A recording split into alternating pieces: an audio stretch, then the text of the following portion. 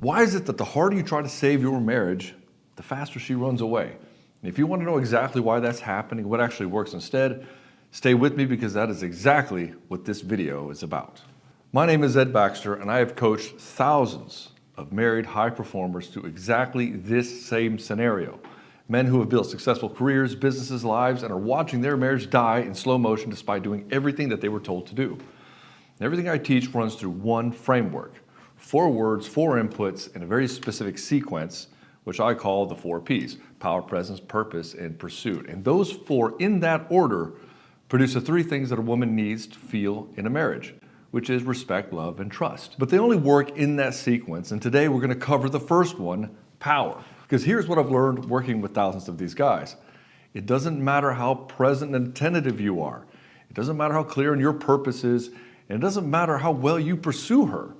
If you don't have power, the specific kind I'm about to describe to you, none of the other 3 are going to land, and you can do everything right and she'll still feel nothing. And that is what we're going to fix today. So before I name the pattern, I need to give you the mechanism and why it works. Because if you understand the why effort fails, everything else is going to make sense. And without it, well, you're just taking instructions and being the mental masturbator. Attraction is not a choice. You cannot negotiate attraction. It is not a logical response to your effort. You see, her nervous system doesn't run on the equation of he tried hard plus he showed up plus he did the work equals she wants to fuck you. No, it doesn't work that way. That equation works everywhere else. Business, fitness, career. When you put in the reps, you get the results. But it is completely broken in marriage. You see, her nervous system is tracking just one thing, just one question. There are no words, there's no conscious thought. It's just a constant ambient signal that her body reads every hour of every day, and she's constantly measuring you against this. Is there a settled man in front of me, or is he looking at me to feel okay about himself? And that's it. That's the whole thing. And here's where it gets brutal, because every single reach you make answers that question. Every time you check in, every time you go, hey baby, we okay? Every gesture that's driven through your anxiety about her emotional state, her nervous system reads it the same way every time. You're needy. Now, why does that matter so much if you're a little bit needy? Because for a guy, if a woman's a little needy, it's not that big a deal because she gives you more attention, she wants to fuck you more. It's a lot easier to have a relationship with her until she gets too needy where she's wondering who you're talking to. But for a woman, it's not the same. And so I got to explain why she can't feel safe with that, because it's not just her preference. It's not just that she finds neediness unattractive. There is a deeper reason underlying all of it. You see, your power, the thing she needs you to have, isn't for inside the house, it's for outside there, out in the war of the world. There is a war out there. Real threats, financial, physical. The world doesn't stop coming at you just because you're home. Your job, biologically and practically, is to be the man whose attention is on that war, who's out there fighting it, and who's winning it, and whose presence at home sends all the same signal that I've got the outside handled, you're safe. Now, what does she know about whether you're winning the war? She doesn't.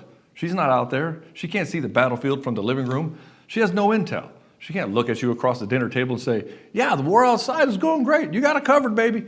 No, she has no idea. She is inside. And she trusts your posture, not your report, because that doesn't lie. So when your attention is here, when you're scanning her face, checking her temperature, needing her approval, her nervous system is reading one specific thing.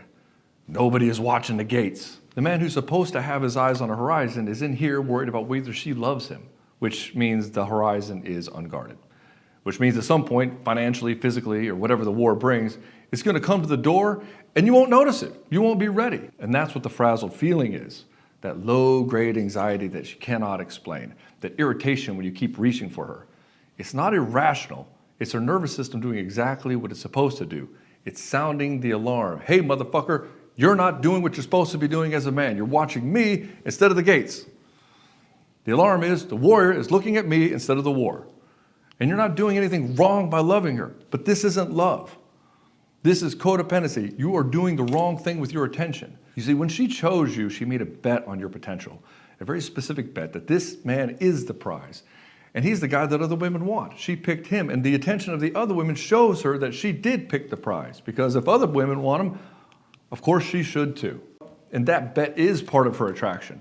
It's not that she just loves you. It's that she believes she got something that other women would want. That belief validates her taste, her judgment, her choice.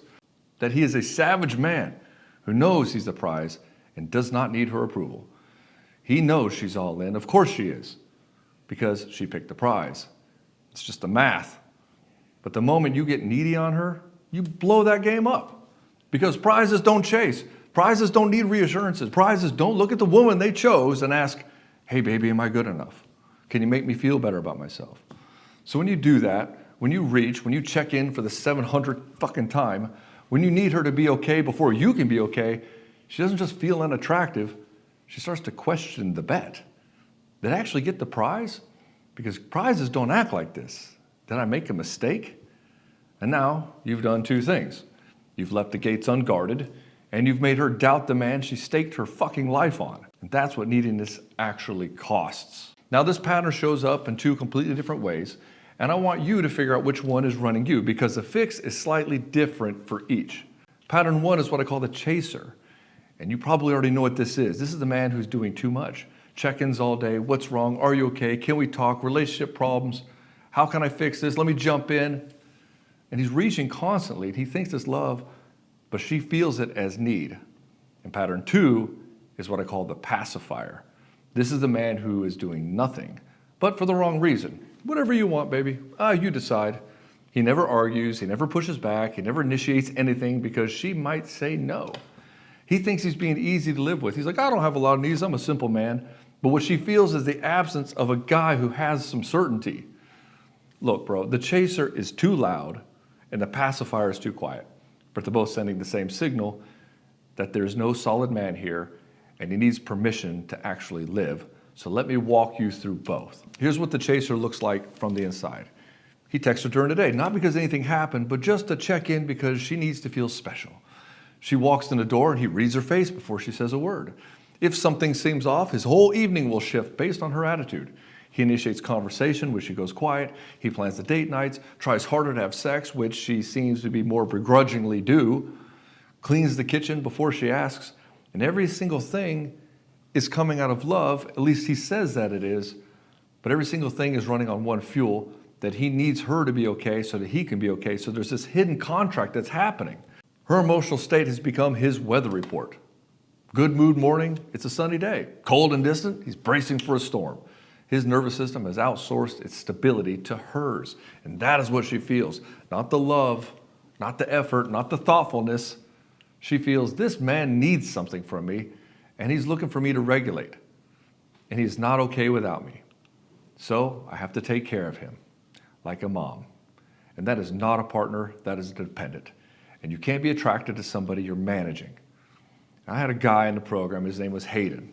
You might find his testimonial somewhere here on one of the pages.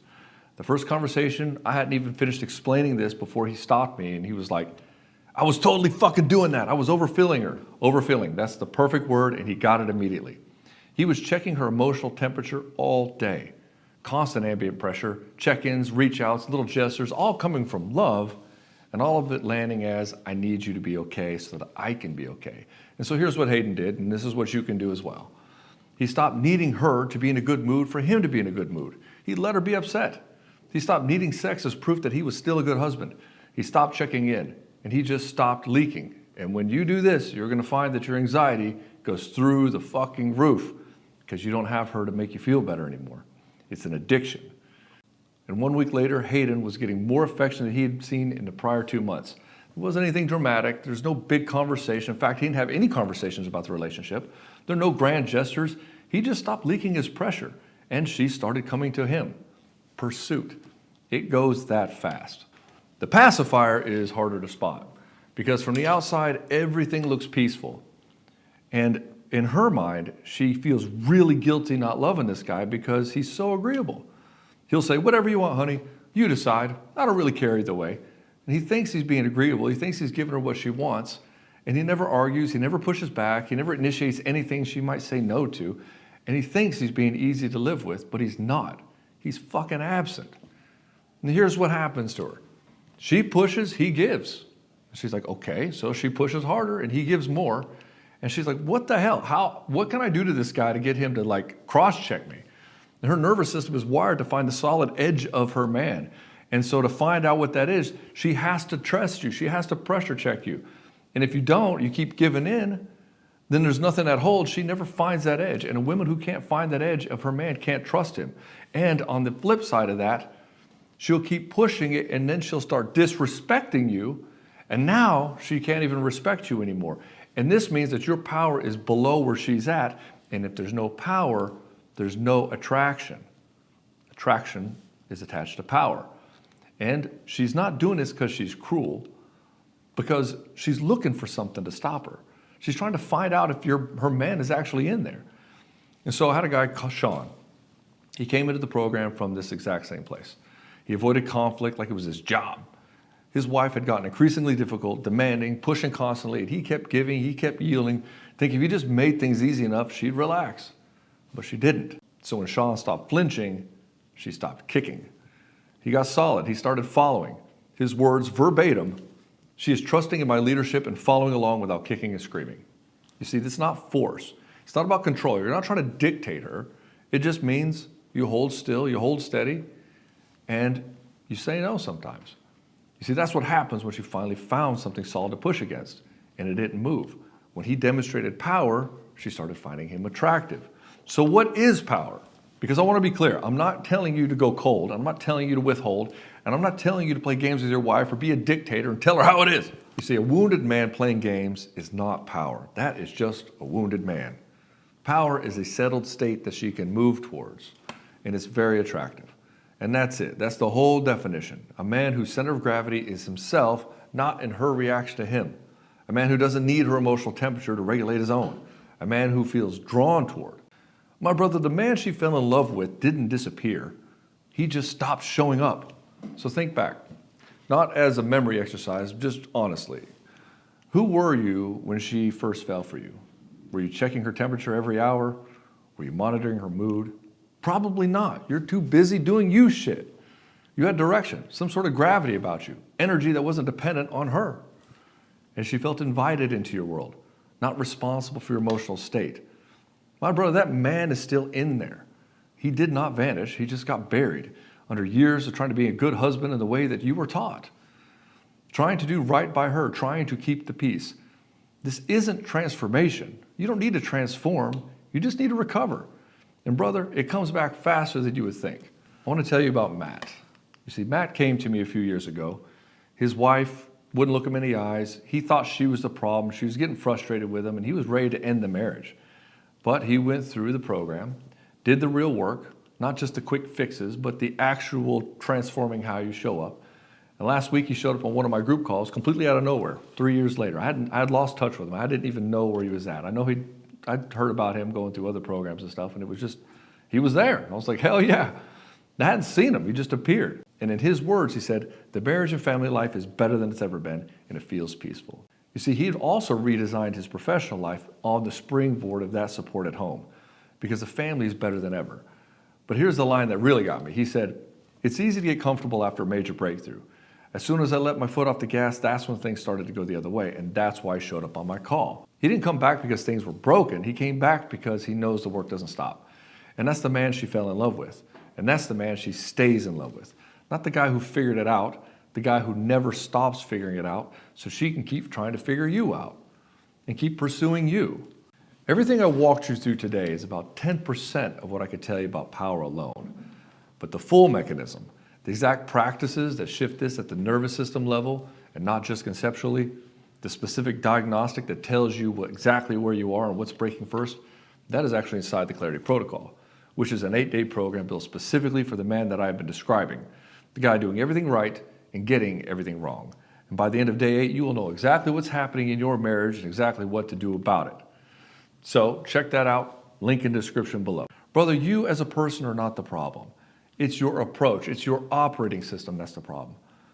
So stop trying harder and start trying to be more. The rest follows.